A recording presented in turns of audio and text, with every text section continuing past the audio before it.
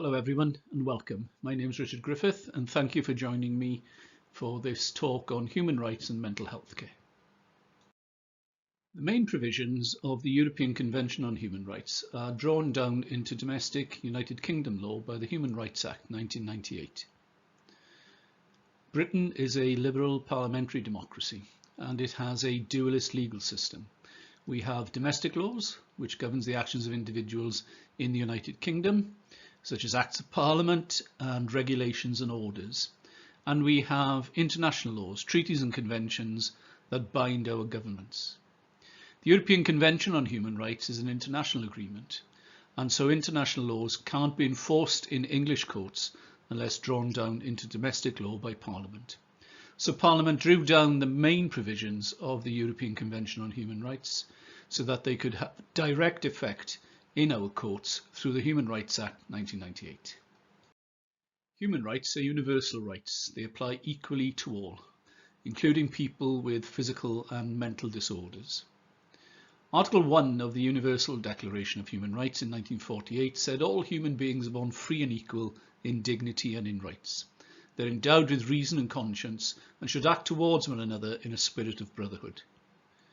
Dignity and freedom is articulated in Article 1 of the Charter of Fundamental Rights and Freedoms of the European Union, which said that human dignity and freedom is inviolable. It must be respected and protected. Dignity is not specifically referred to in the European Convention, but dignity is immanent in the Convention. In the Pretty case, the highest court at the time, the House of Lords, said that the very essence of the Convention is respect for human dignity and human freedom.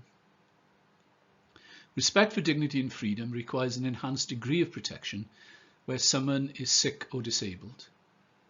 Again, the court says that human dignity and freedom is all the more important for people whose actions and choices curtailed whether by law or by circumstances such as disability. They see the Convention as a living instrument that needs to be used to promote respect for the inherent dignity and freedom of all human beings, but especially those who are most vulnerable to having that dignity and freedom ignored. So where a person has a mental disorder, or they lack capacity, or they're physically disabled, then they are afforded an enhanced degree of protection under the European Convention on Fundamental Rights and Freedoms. The European Convention on Human Rights was first drafted by Sir David Maxwell Fyfe following the atrocities of World War II, where these atrocities were often carried out in the name of the state. It said there would be no Human Rights Convention without it. The incorporation of the European Convention of Human Rights into English law was resisted over the years, but in 1998, Tony Blair's Labour government introduced this historical piece of legislation, the Human Rights Act of 1998. It gives direct effect to convention rights. It unlocks the rights of the convention, allowing people to take action in English courts instead of having to go to the European Court of Human Rights in Strasbourg. At its heart is a duty that makes it unlawful for public authorities, including the National Health Service, to act in a way which is incompatible with the basic freedoms under the Convention. This represents a shift away from a legal system where a citizen is allowed to act as they like, provided it's not unlawful to do so, to a rights-based system where we have to take account of the rights of others before we act. The Human Rights Act of 1998 came into force on the 2nd of October 2000. And it gives rise to two obligations, positive obligations and negative obligations. Positive obligations require public bodies to ensure that there are laws, policies and procedures in place to prevent an individual from violating the human rights of another. Whereas a negative obligation requires that individuals who act for the state, such as nurses, doctors and hospital managers, must not violate the human rights of those they care for.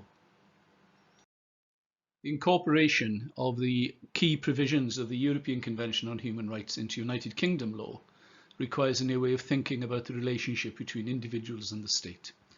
And it introduces formality, procedures that have to be set out in law, respect for the rights of others, and the notion of proportionality, that we always have to consider whether we can achieve our legitimate aims in a less restrictive manner.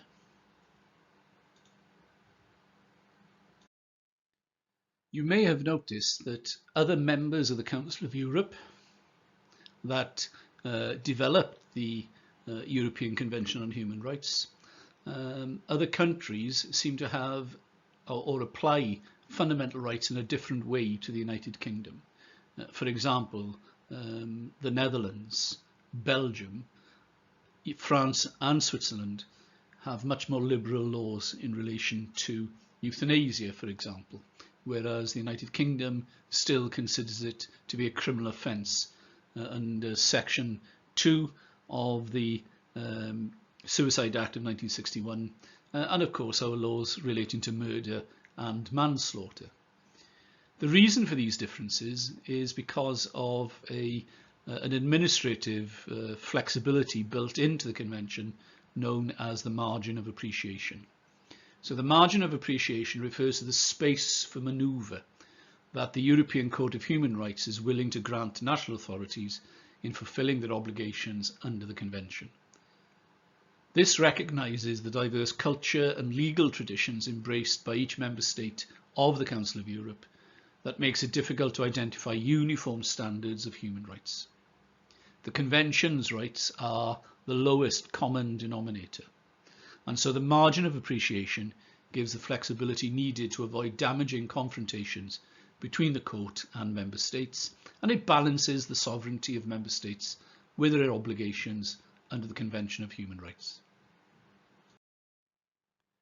By incorporating the key provisions of the European Convention on Human Rights into the law of England and Wales, the Human Rights Act of 1998 requires UK courts and tribunals, including mental health tribunals, to take account of Convention rights in all cases that come before them. And this is under Section 2 of the Human Rights Act. Courts and tribunals have to develop common law, judge-made law, arising out of their decisions, compatibly with Convention rights. Section 10 enables them to do so by making a remedial order to alter secondary legislation as well. Failure to do so would give rise to a claim against the United Kingdom before the European Court in Strasbourg. So the courts also have to take account of the European Court of Human Rights case law, and if a claimant remains dissatisfied, they can bring a case against the government itself in the European Court of Human Rights. So the Human Rights Act of 1998 requires all legislation to be interpreted and given effect to comply with Convention rights. If that isn't possible, a court can quash or disapply subordinate legislation such as regulations or orders, or make a declaration of incompatibility in relation to primary legislation which are acts of Parliament. Because these are primary pieces of legislation, only Parliament has the authority to change them. A declaration of incompatibility would trigger a new power that allows a minister to make a remedial order to amend the legislation to bring it into line with Convention rights. Such a remedial order was issued following a declaration of incompatibility in the case of the Crown on the application of H and the Mental Health Review Tribunal for North and East London region back in 2001, where the Court of Appeal held that Section 73 of the Mental Health Act contravened Article 5, because the burden of proof for discharge rested on the patient to show that they were no longer suffering from a mental disorder which warranted detention. Under Article 5, it is for the detaining authority to demonstrate that the person should remain deprived of their liberty rather than for the person to show that they're well enough to leave. So failure to require discharge where it couldn't be shown that the person suffered from a mental disorder warranting detention infringed that person's right to liberty. And they argued that the Section 3, was incompatible. The government had to issue a remedial order correcting the burden of proof and placing it on the detaining hospital rather than on the patient.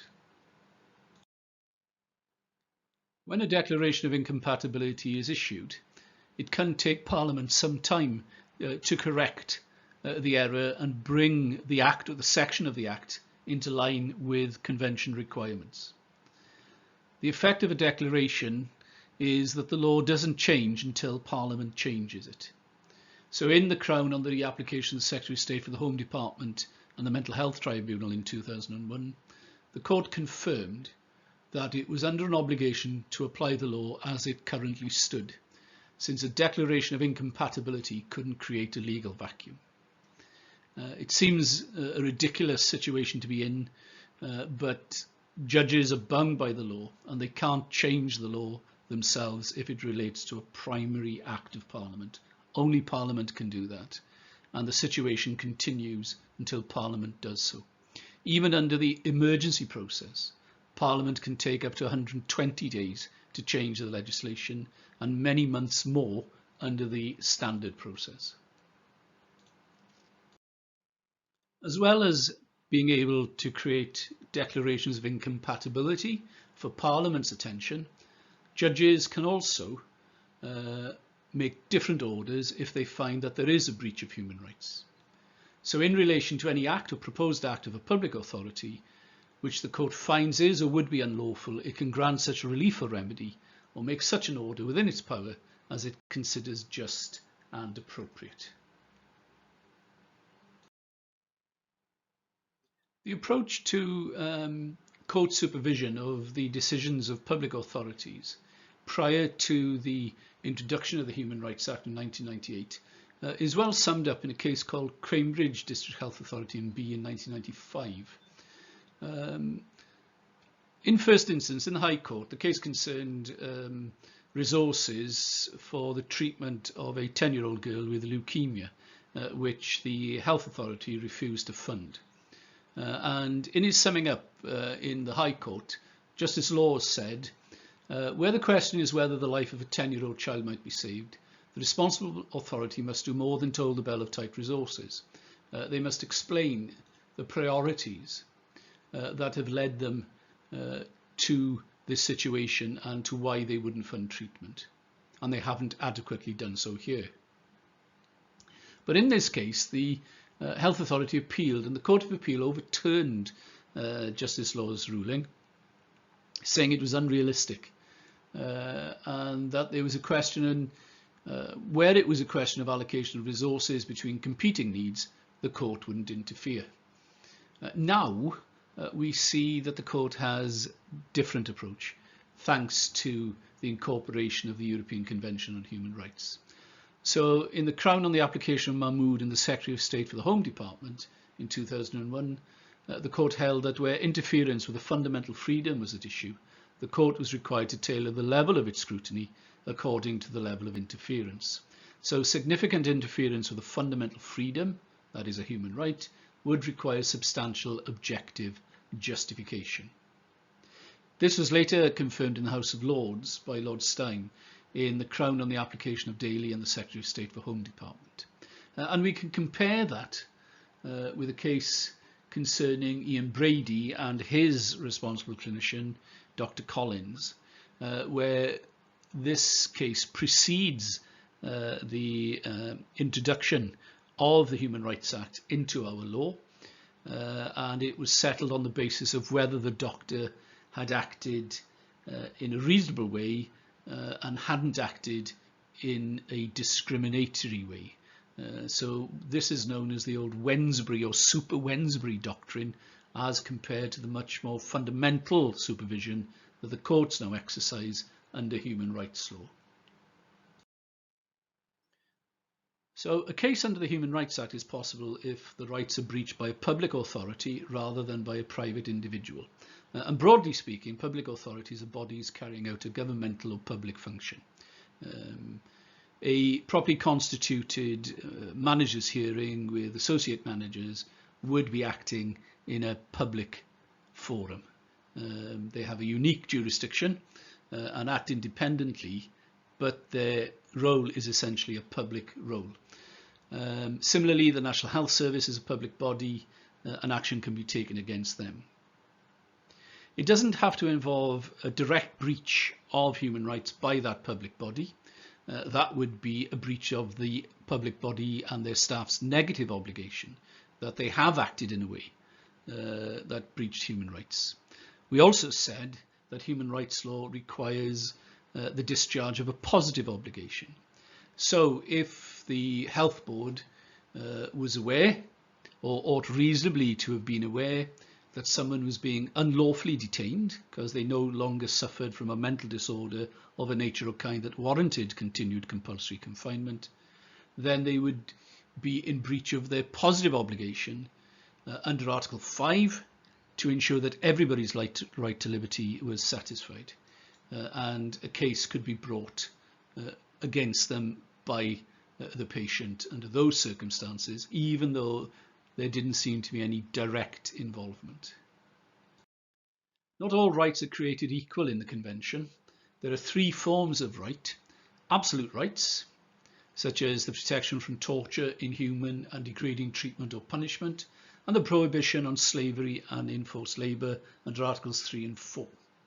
We also have limited rights, such as the right to liberty, which hospital managers often consider in their hearings, which are limited under explicit and finite circumstances set out in the Convention itself, and which are applied in Member States through a procedure that's set out in law. And then we have qualified rights, which include the right to respect for a private and family life under Article 8, the right to respect for religion and belief under Article 9, freedom of expression under Article 10, and freedom of assembly and association under Article 11. Now here, derogation is allowed. We can move away from the requirements of the article where it has its basis in law. It is done to secure a permissible aim set out in the relevant article and is necessary in a democratic society to fulfil a pressing social need, pursue a legitimate aim, and be proportionate to the aims that are being pursued. Even where a public body appears justified in moving away from the requirements of the article of the European Convention on Human Rights, they have to do so in a proportionate way. Any interference with the Convention right has to be carefully designed to meet the objective in question, which has to be a legitimate objective, and mustn't be arbitrary or unfair. In other words, it has to be necessary in a democratic society. So public authorities cannot, simply put, use a sledgehammer to crack a nut. To bring an action under the European Convention on Human Rights, a human right has to become engaged. That is, the threshold for the right being breached has been reached. And, in addition, there's no adequate remedy available under domestic law or policy. A violation of human rights has to have a serious impact on the particular person, the service user, the patient, and individual circumstances such as the person's health, gender, age and personal circumstances all contribute to how a particular action or decision has affected that person. So, for example, a man with a history of mental health problems in the form of schizophrenia was seriously assaulted by another man during which part of his ear was bitten off. Despite reporting the incident that he knew his attacker and was willing to testify, the Crown Prosecution Service decided to drop the prosecution because of concerns that he would be an unreliable witness. This was based on a brief medical report which concluded that he suffered from a mental condition which might affect his perception and recollection of events.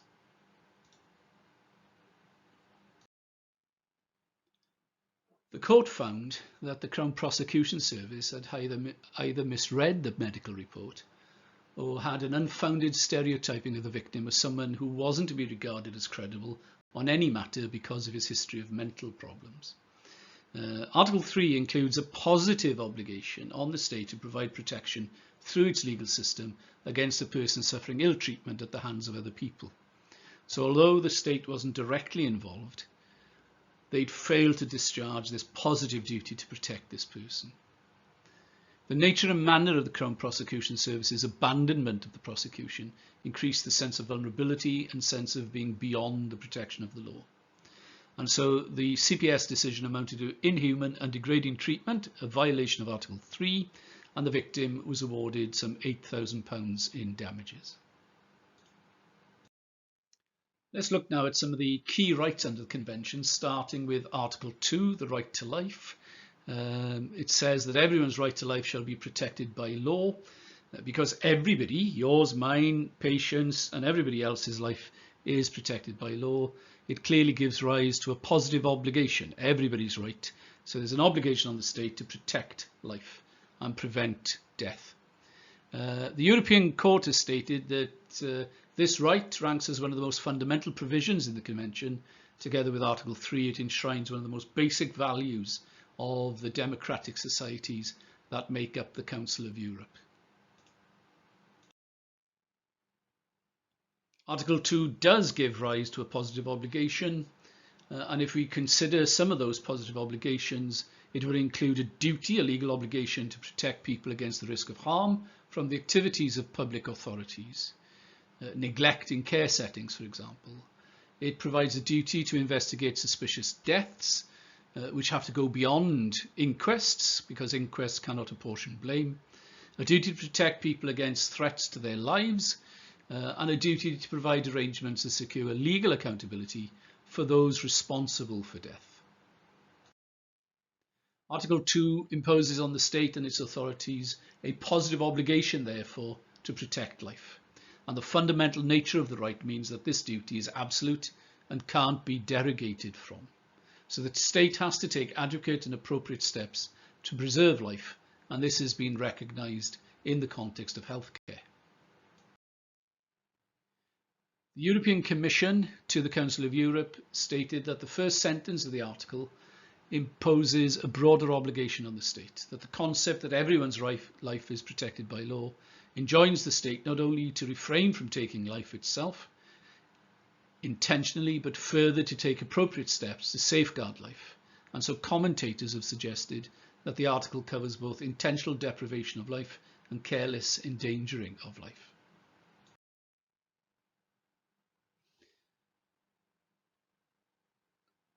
Cases on Article 2 have highlighted that the Convention doesn't require that withdrawing or withholding of treatment should be a crime. And the UK courts don't consider active euthanasia falls outside the provision of Article 2, even though it does in the Netherlands, Belgium in particular, and in a modified form in Switzerland, all members of the Council of Europe. In NHS Trust A and M and NHS Trust B and H, a hospital sought permission to discontinue artificial hydration and nutrition to a person who had been diagnosed with permanent vegetative state. The court noted that Article 2 imposed a positive obligation to give treatment where that was in the best interest of the patient, but not where it would be futile. And in these cases, discontinuing treatment would not be an intentional deprivation of life under Article 2, and providing the withdrawing of treatment was in line with a respected body of medical opinion, what's sometimes known as the Bolam test, and that the patient would be unaware of the treatment and not suffering, there would be no breach of their right to freedom to be free of inhuman or degrading treatment under Article 3 as well. Diane Pretty's case is quite well publicised. She sadly had motor neuron disease, and she sought the assurance of the Director of Public Prosecutions that her husband wouldn't be prosecuted if he assisted her to commit suicide, to the extent that he would actually help her put the medication into her mouth and she would swallow freely. But the DPP refused to give such an undertaking. The court said that the DPP didn't have the power to give an undertaking that he would not consent to prosecute the husband of this woman if he helped his wife to commit suicide. She argued that her inability to end her life was a breach of Article 2, the right to life, and Article 3, protection from torture, inhuman or degrading treatment or punishment. But the court held that Articles 2 and 3 were aimed at the protection and preservation of life and the dignity of death, not at protecting a patient's right to their own death. Mrs. Pretty took her case to the European Court of Human Rights under the fast track scheme, but the judgment went against her and she died a few weeks later.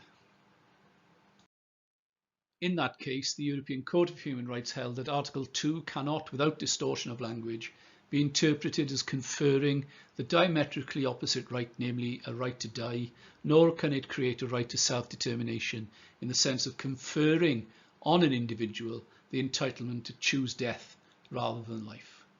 So euthanasia is a matter for national authorities, and the law on assisted suicide does indeed vary throughout Europe.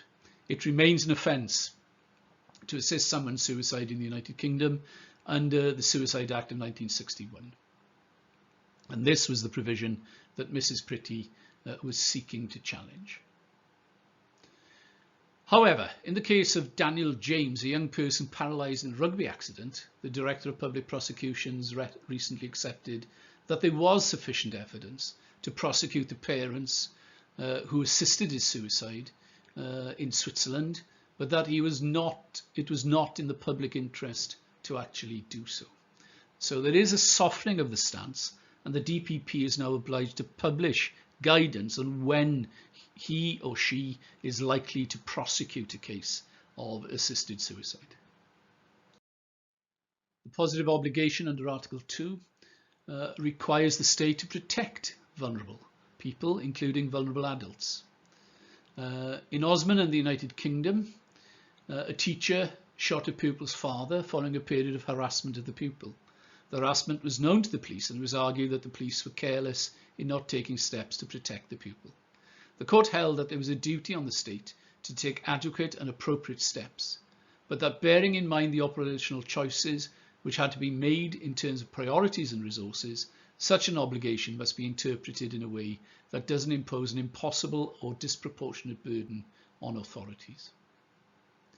The European Court of Human Rights examined the extent to which there were positive obligations on the state to preserve life, but agreed with the domestic courts that priorities and resources had to be taken into account when considering that positive obligation. What the police couldn't do, which is what they did do in this case, was to put a blanket ban on protecting individuals. They argued that their duty was to protect the public rather than individuals. But every case has to turn on its facts, and then the issue of priorities and resources should be applied.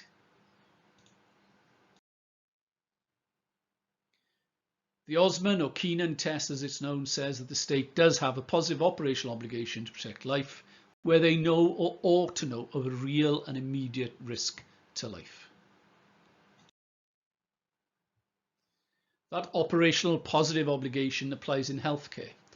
In Savage and South Essex Partnership NHS Foundation Trust, the court held that health bodies are under an overarching obligation to protect the lives of patients in their hospitals, and to fulfil that obligation, and depending on the circumstances, they may be required to fulfil a number of complementary obligations.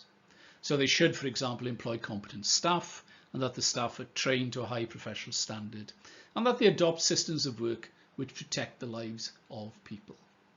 Failure to perform these general obligations can result in a violation of Article 2. Even though a health authority employed competent staff and ensured that they were trained to a high professional standard, a doctor, for example, might still treat a patient negligently and the patient might die as a result. In that situation, there wouldn't be a violation of Article 2, since the health authority would have done all that the article required of it to protect that patient's life. A further distinct operational obligation arising only where members of staff know or ought to know is in relation to suicide. So if staff knew or ought to have known that a particular patient presents a real and immediate risk of suicide, then it gives rise to an operational obligation under Article 2. And Article 2 requires them to do all that can be reasonably be expected to prevent the patient from committing suicide.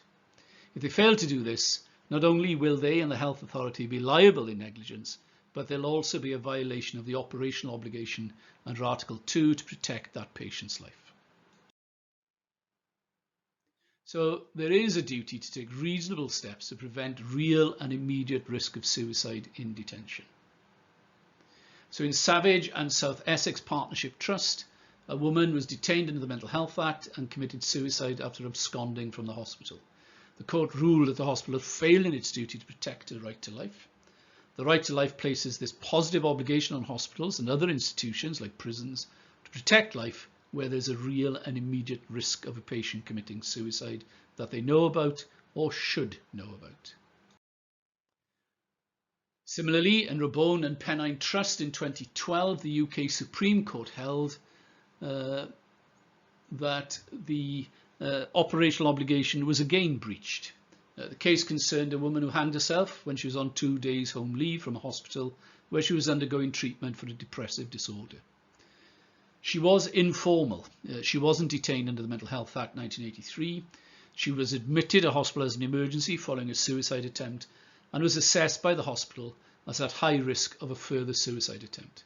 Her parents maintained that the hospital authorities were responsible for her tragic death because they shouldn't have allowed her to go home. The European Court of Human Rights showed that there was an operational duty under Article 2 to protect persons from a real and immediate risk of suicide where they were under the control of the state.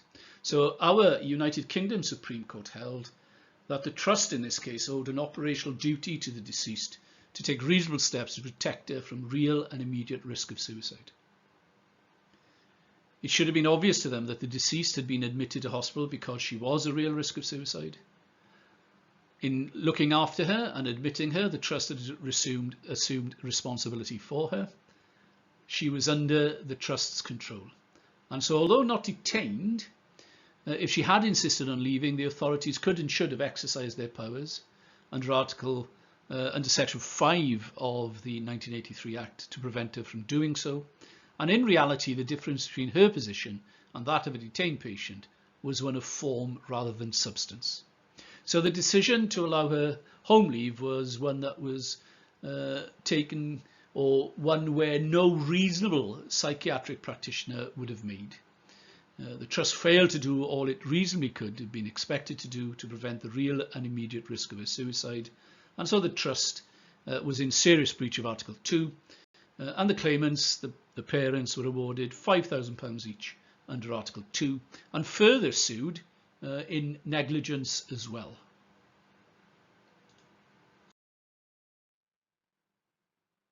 Article 3 concerns the prohibition of torture.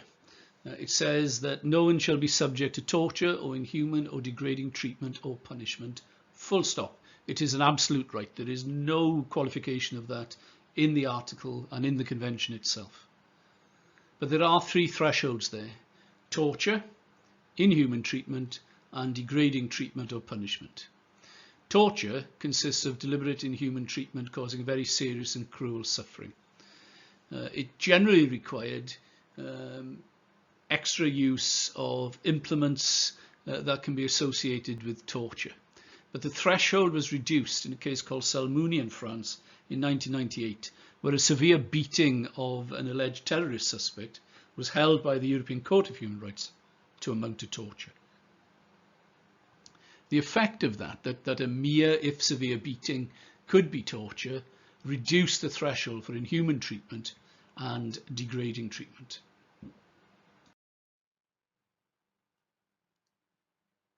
In Tanko in Finland, the European Commission on Human Rights refused to exclude the possibility that a lack of proper medical care in cases where someone suffering from a serious illness could, in certain circumstances, also amount to treatment contrary to Article 3.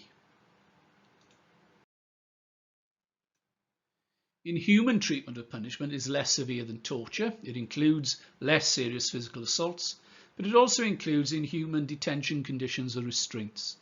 In Keenan in the United Kingdom, punishment segregation of a psychotic prisoner was held to be inhuman and degrading.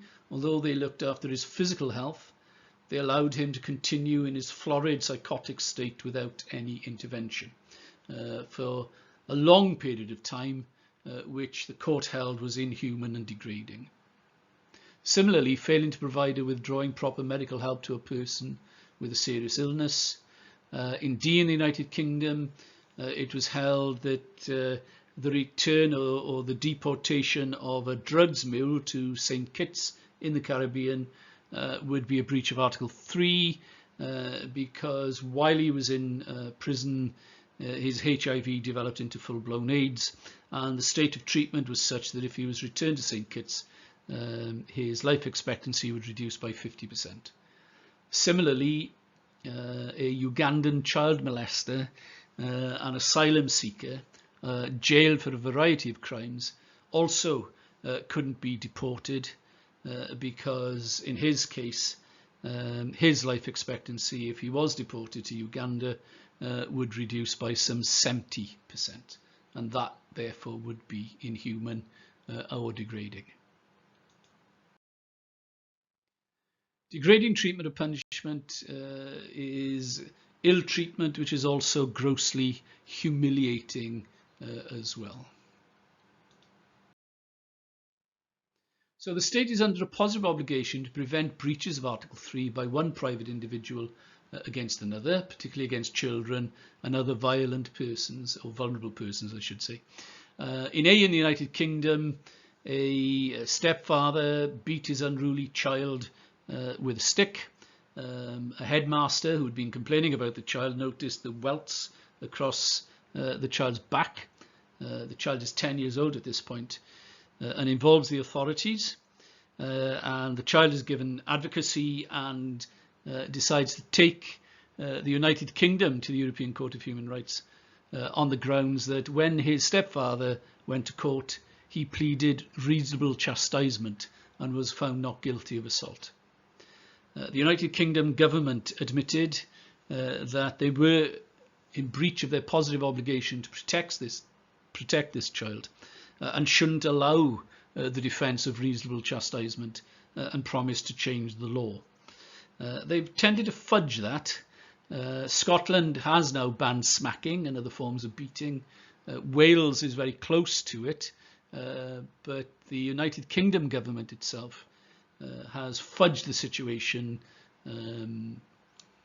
blurred the definition to make it difficult to prosecute, but hasn't really done what it promised the European Court of Human Rights it would do.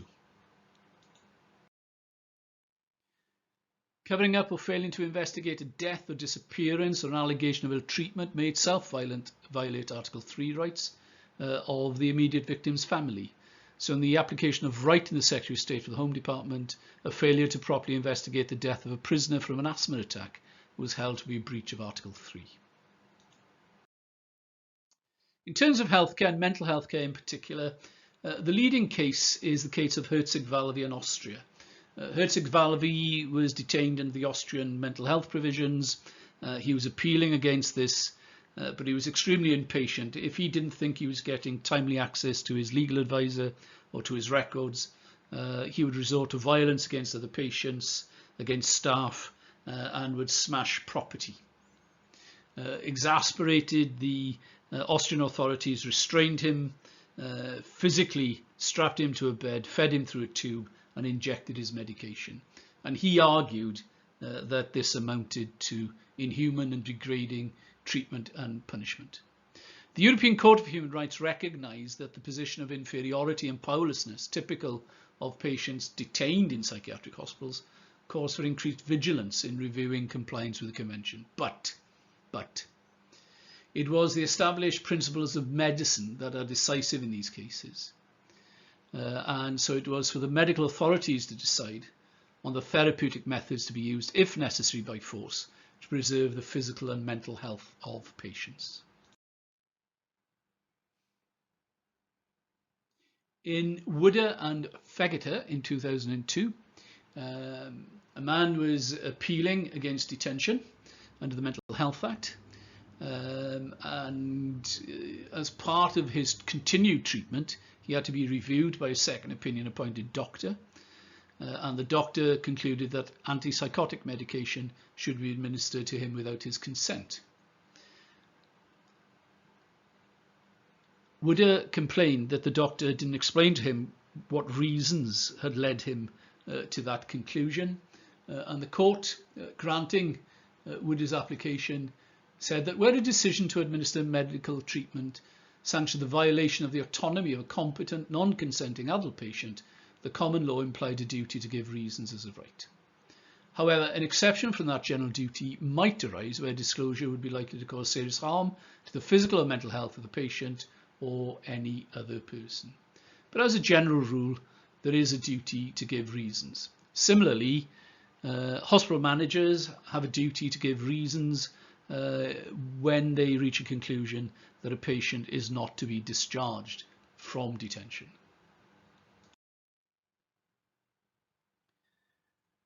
The basic principle in the Herzog-Valvey case was that medical decision-making prevailed as long as the therapeutic necessity of the treatment was convincingly shown to exist. In the case of the Crown and Dr. M and others, ex parte N, a doctor presented their patient with a treatment plan which included administering depot, injection, antipsychotic medication for the prevention or alleviation of her psychiatric illness. She challenged this based on her contentions that she was suffering from untreatable personality disorder and that there was a body of responsible opinion to the effect that the proposed treatment wasn't in her best interest and wasn't medically necessary. In other words, she's arguing that the extent of her personality disorder meant that she was untreatable. However, the judge concluded that the correct standard of proof, namely that the doctor was convincingly shown that the proposed treatment was a medical necessity.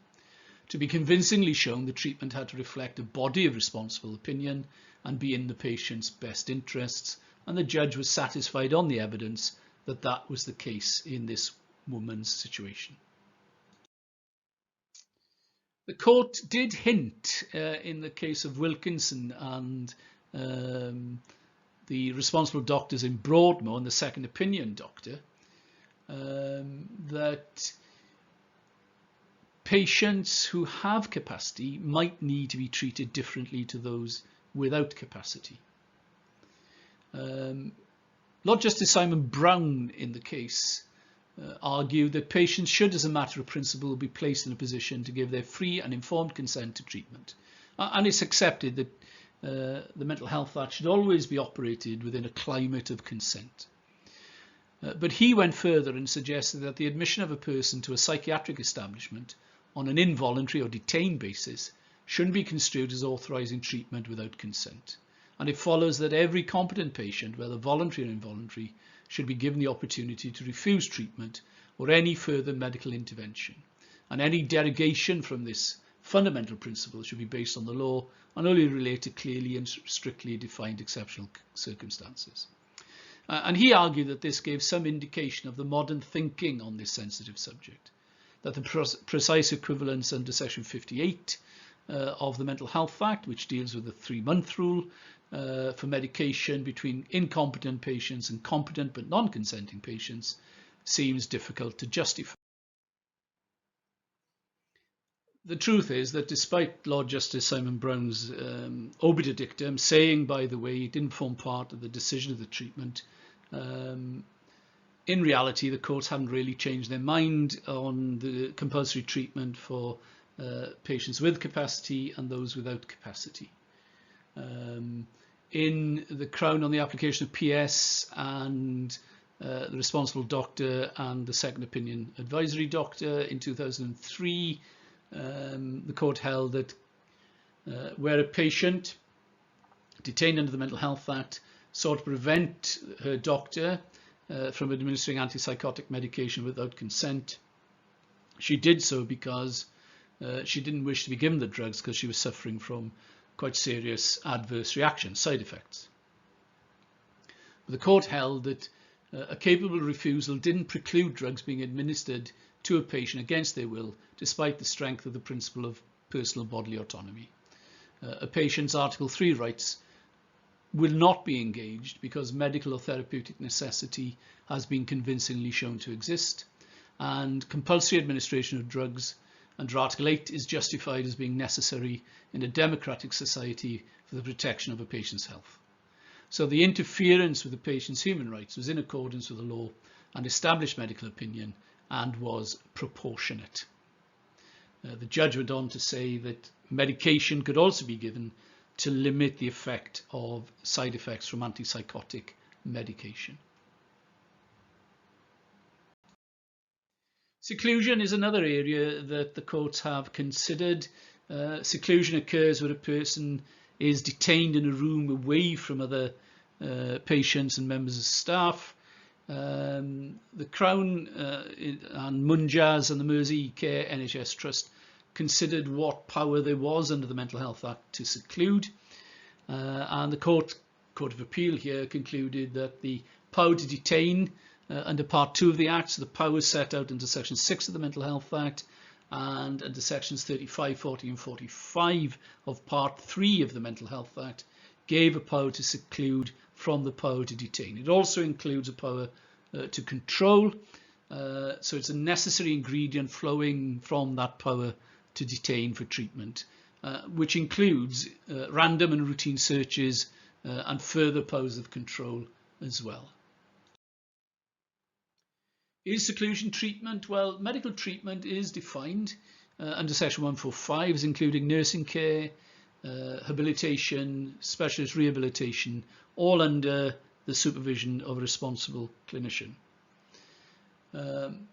This has been broadly applied by the courts. In Reid and the Secretary of State for Scotland, a person with a severe personality disorder argued that he was untreatable and should therefore be discharged because there was no suitable treatment available for him. But the court agreed that alleviation or prevention of the deterioration of symptoms through a strict regime, controlled anger, and the 30-foot high walls around the secure unit prevented the public from becoming at risk, and so that amounted to treatment under their equivalent of the Mental Health Act. Addressing symptoms ancillary to the underlying disorder, such as force-feeding a person who was refusing to eat because of their mental disorder, also considered treatment for that mental disorder. Must it be treatment for the classified disorder? The courts decided no. Assessment means just that you have some notion of the condition of the person, and other disorders might emerge. So even though a person may be detained for a particular form of disorder, it might emerge that there's a different mental disorder there. As long as it's a mental disorder and the treatment is under the supervision of a responsible clinician, then you can adjust the treatment to suit the condition of the patient. The Code of Practice to the Mental Health Act says that seclusion shouldn't be used as part of a treatment programme because the language is one of control. Nevertheless, the courts have held that seclusion was treatment within the wide definition adopted by the courts. But it doesn't mean that seclusion is always lawful. Can informal patients be secluded? Well, there's no statutory justification. You'll find nothing in the Mental Health Act because it doesn't specifically say so. But it would be allowed under the common law doctrine of necessity. There's a general power to take reasonably necessary steps to protect others from immediate risk of significant harm, regardless of the patient's capacity. And incapable patients may also be secluded where it's necessary in their own best interest to protect them from harm.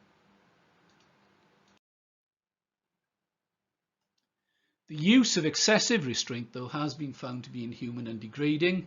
In ZH and the Commissioner of Police for the Metropolis in 2012, a man with autism and epilepsy jumped into a swimming pool. 5 police officers tried to restrain him, applying handcuffs and leg restraints. He experienced psychological trauma and it increased the frequency of his epileptic seizures. The court took into account the duration of the force and restraint, the injury sustained, the age, health and vulnerability of the young man, and ruled that his treatment was a breach of the right to be free from inhuman and degrading treatment under Article 3, and that it also breached his right to liberty under Article 5 and his right to respect for a private and family life under Article 8. And all of that was upheld later by the Court of Appeal.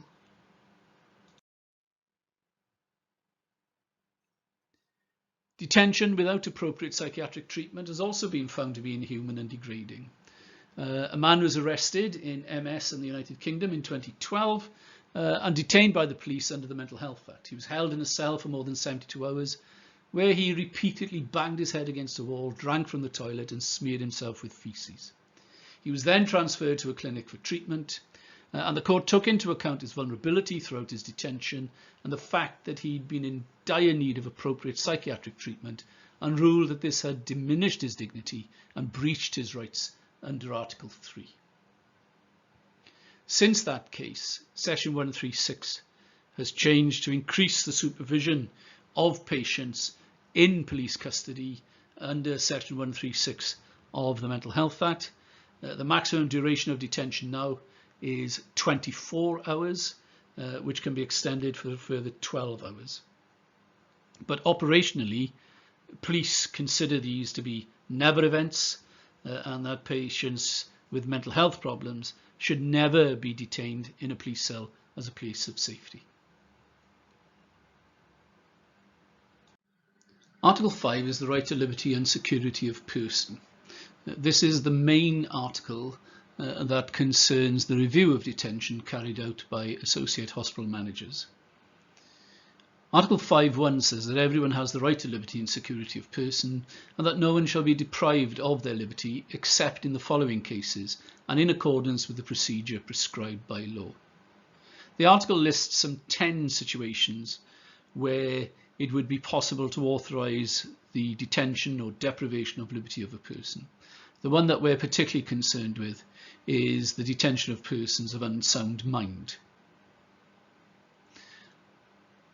The Mental Health Act is a procedure prescribed by law and sets out procedures for the proper detention of patients, and the positive obligation that arises from that first sentence of Article 5.1, that everyone has a right to liberty and security of person, means that the hospital organisation, the detaining authority, needs to ensure that they discharge this positive obligation by reviewing detention criteria and conditions, which is where managers' reviews come in.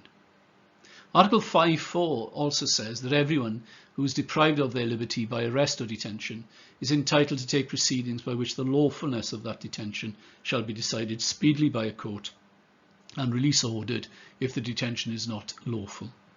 For the purposes of the Mental Health Act, the Mental Health Review Tribunal for Wales is the equivalent to a court and is compatible with Article 5.4. We see from Article 5.1 that detention for unsoundness of mind is not therefore unlawful, but it has to be in accordance with the procedure prescribed by law and has to take account of the case law of the European Court of Human Rights.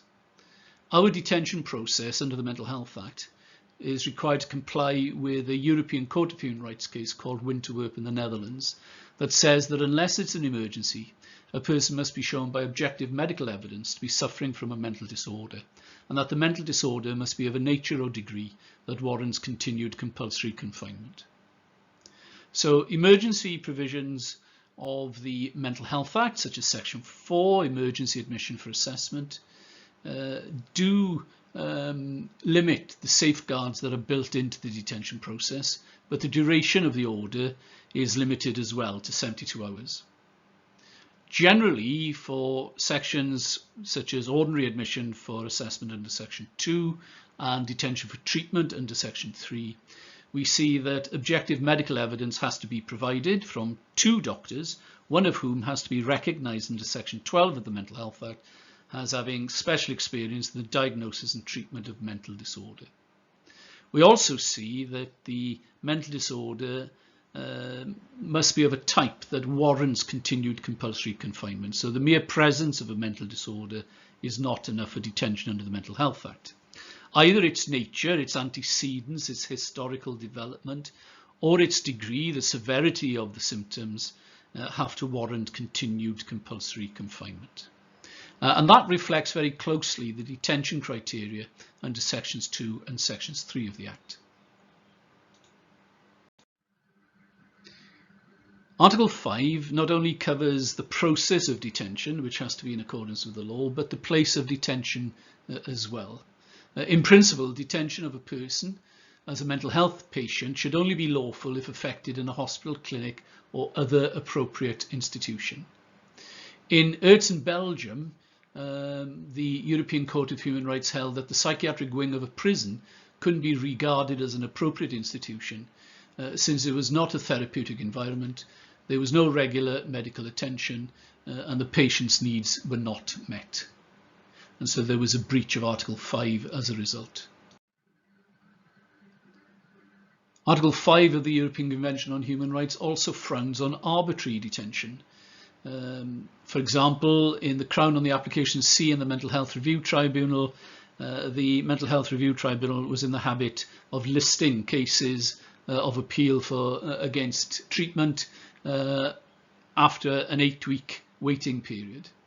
And the court held that the practice of listing hearings of applications for discharge 8 weeks after the application had been made was arbitrary and didn't satisfy the requirements of Article 5.4, which specified that there should be a speedy review of detention, so that the lawfulness of detention was indeed reviewed speedily. Undue delays or postponements in tribunal hearings was also held to be unlawful in the Crown on the Application of KB and others in the Mental Health Review Tribunal. Article 8 is the article that preserves respect for private and family life, home and correspondence. And again, it gives rise to a positive obligation, as Article 8.1 says, that everyone has the right to respect for his private and family life, his home and his correspondence. But it is a qualified right. And so we see under Article 8.2 that whilst it stresses that there should be no interference by a public authority with the exercise of this right, there are many exceptions. So it goes on to say, except such as in accordance with the law and is necessary in a democratic society, in the interests of national security, public safety, the economic well-being of the country, for the prevention of disorder or crime, for the protection of health or morals, or for the protection of the rights and freedoms of others. It is often the case that the protection of health is used to derogate from Article 8 in cases of mental disorder, and on occasion public safety is used as a reason why we can lawfully derogate from Article 8. But as we've seen, any derogation has to be in accordance with the law and has to meet a legitimate aim and be proportionate to that aim. So any interference with a person's private life or the way they live their life has to be justified, and it has to be proportionate. It's interesting that in the Crown against Bigwood, a woman attended an emergency department after she had been beaten and stabbed by her husband. The husband and wife reconciled, and when the case came to trial, it was proposed that the police would use photographs taken in the emergency department and notes compiled by the medical staff as evidence for the prosecution. Mrs. Bigwood argued that to use such material without her specific consent amounted to a breach of her rights under Article 8 and didn't respect her private and family life. The court agreed, and the case against her husband was dismissed for lack of evidence. Article 8 rights are applied very broadly. What is a private life is very broad indeed. It can include matters of self-determination, including the right to choose your sexual identity, the freedom to choose your look and dress. Ashworth Special Hospital had a policy that required patients in certain secure areas of the hospital to wear nylon tracksuits to facilitate restraint and to prevent clothing tearing, so to preserve modesty and dignity. And they had one patient, a male patient, who liked to dress in women's clothing, and whilst he was allowed to do that within the confines of his own room, if he came out into the main ward area, he would have to wear the provided blue-coloured nylon tracksuit, and he argued that that was a breach of his rights under Article 8. However, on this occasion, the courts agreed that security and safety predominated and that the hospital could insist on the wearing of the tracksuit in communal areas. Article 8 also includes the right to have information such as official records, photographs letters, diaries and medical information kept private and confidential. And unless there's very good reason, public bodies shouldn't collect or use information of that nature under the provisions of Article 8. Article 8 has been used by claimants to obtain access to health advice and health information. In McGinley and Egan in the United Kingdom, Article 8 was used to ensure that relatives of soldiers who were exposed to radioactive nuclear material during testing at Christmas Island were able to obtain information about the exposure they'd undergone and not only affect them but their families as well. Article 8 applies to everyone, so it gives rise to a positive obligation, and on that positive obligation basis there will be circumstances where a trust or a health board has to notify patients of an error in their treatment if the error has hidden adverse consequences on their health. So the health board can't keep it secret. They must be open and honest about any errors to health which are hidden as a result of their carelessness. Family law disputes also come within the purview of Article 8, for example, where there's a risk that a family will be separated.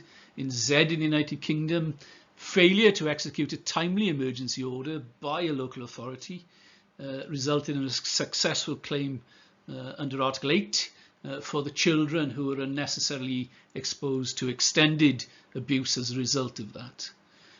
In TPKM in the United Kingdom, the failure to give video evidence to a parent when it appeared that the child was accusing their partner of abuse was again found to be a breach of Article 8 because it resulted in the child being kept away from a family for over a year, and when the evidence was finally produced, it actually showed that it was a neighbour rather than the partner who was the person being accused by the child. In Kane, Finland, the European Court of Human Rights established that mental health cannot be used as an excuse for imposing their equivalent of a care order if the carer and the sufferer is well, that they're not currently suffering from a mental disorder of a nature or kind that would represent a threat to their child. And in C and B, the court again said it was disproportionate to remove a child because there might be a possibility that their mother would have a relapse of their mental illness and then become a risk of harm to the child. The court said that this would be relying on something that may never happen and would be a disproportionate response to the potential risk that the child faced. Article 8 also includes matters of personal autonomy and personal dignity and is one of the most common challenges that we receive in relation to Article 8, the right to consent, the right to have one's dignity maintained. In terms of nearest relatives in Article 8, we've seen a number of challenges. In the Crown on the application of M and the Secretary of State for Health, an inappropriate person was appointed as the nearest relative, someone with a history of abusing the patient. And in JT in the United Kingdom, the court issued a remedial order because, again, it was felt that inappropriate people could be appointed from that list, that hierarchy of nearest relatives under Section 26. And so the court gave guidance when a person on the list should be excluded because they are unsuitable. Statute law has caught up with that now, and in the amendment to the Mental Health Act introduced in 2007, nearest relatives can now be removed if they are unsuitable. But nearest relatives also need information under Article 8 in order to discharge their role. So in the Crown on the application of S and Plymouth City Council, a mother asked for access to her son's local authority records so that she could decide whether or not she should object to the renewal of a guardianship order that was made in respect of her son. Plymouth Council argued that she couldn't have access because it would be a breach of confidentiality. But the court argued that she couldn't fulfil her role as nearest relative if she didn't have access to proper material.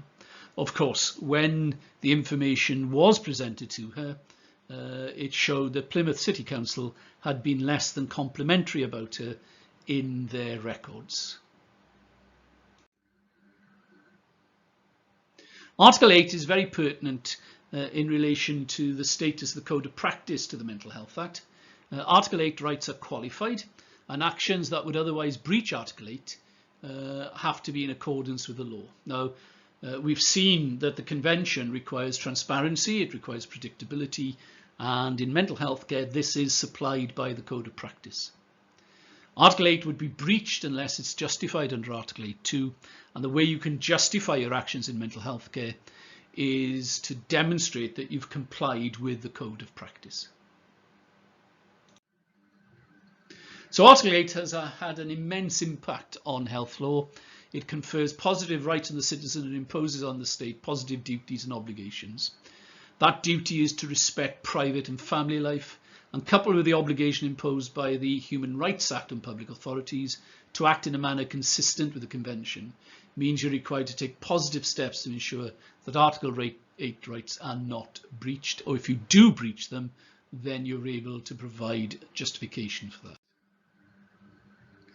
Analysis of the rights and obligations under Article 8 have been applied in three ways. Obligation on the courts to comply with the Convention and to develop its inherent jurisdiction to enable proper effect to be given to the Article 8 rights of all those involved, in particular vulnerable and capable patients. Positive obligations under Article 8 requires health boards to take action in relation to a vulnerable or incapable adult whose predicament has come to their attention, and it provides an appropriate conceptual framework for the exercise of its functions by the health boards. Community treatment orders, as the name suggests, are community provisions where a patient is conditionally discharged subject to conditions and have the potential for far-reaching effects on that person's right to respect for a private and family life, home and correspondence. Section 17B of the Mental Health Act of 1983 says that any number of conditions can be applied to a community treatment order, providing that they're necessary or appropriate for ensuring the patient receives medical treatment, preventing risk of harm to the patient's health or safety, and or the protection of others. As long as the conditions satisfy Section 17B requirements, they could amount to a responsible clinician dictating a patient's life and living circumstances in the community. Conditions can also include avoidance of known risk factors, which may include family members and conditions that say that family members shouldn't visit, which again brings it into direct conflict with Article 8.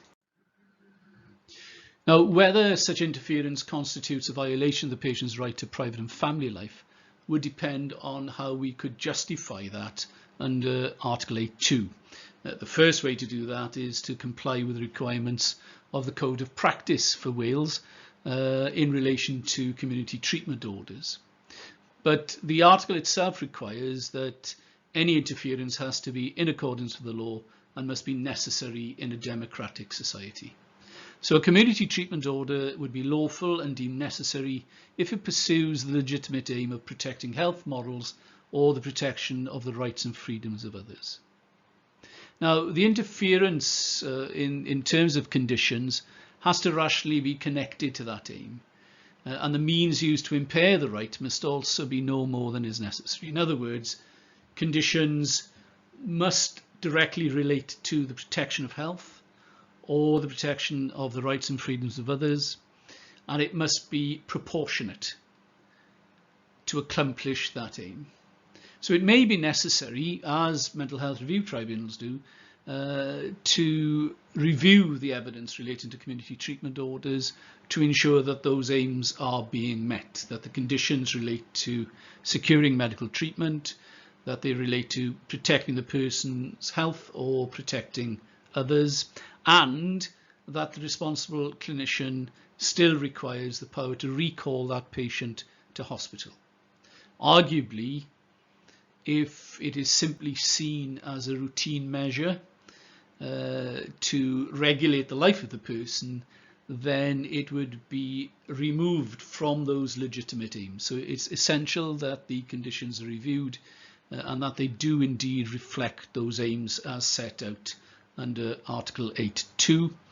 Again, if the person has had several renewals of community treatment order, can it legitimately be said that the responsible clinician continues to need the power of recall if there hasn't been any need to use the power of recall for months and even years? So again, that has to be considered as part of the legitimate aim that the community treatment order needs to satisfy in order to meet the requirements of Article 8 of the Convention. Article 14 concerns discrimination, not discrimination generally as a discrete feature, but discrimination in the way that other articles of the Act and of the Convention are being applied. So people with mental health problems are protected by the prohibition of discrimination under Article 14. This was clarified in a case where people detained in high security psychiatric hospitals challenged the ban on smoking as a breach of their right to respect for a private life under Article 8 in conjunction with the prohibition on discrimination under Article 14. The challenge was unsuccessful as the court decided that freedom to smoke is not part of the right to respect for a private life under Article 8. And as the prohibition on discrimination in Article 14 is a piggyback right, the discrimination part fell as well. However, the court said that the difference in treatment between mental health units on the one hand and prisons, care homes and hospices on the other hand was justified.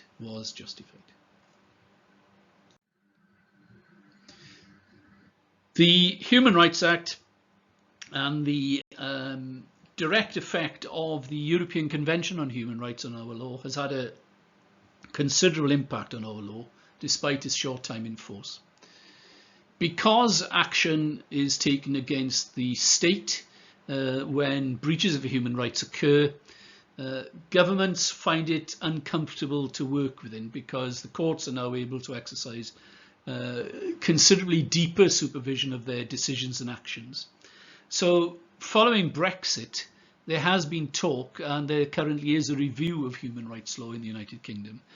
For many years, there's been talk of us leaving the Council of Europe and having instead our own British Bill of Rights, which would be a very much watered down version of our rights under the Convention. The Convention rights are fundamental rights: right to life, right to be free from torture, right to liberty. So it only takes a small number of cases to have an impact. Judges have a greater role in supervising the role of public bodies. And they have to objectively justify any intrusions into human rights.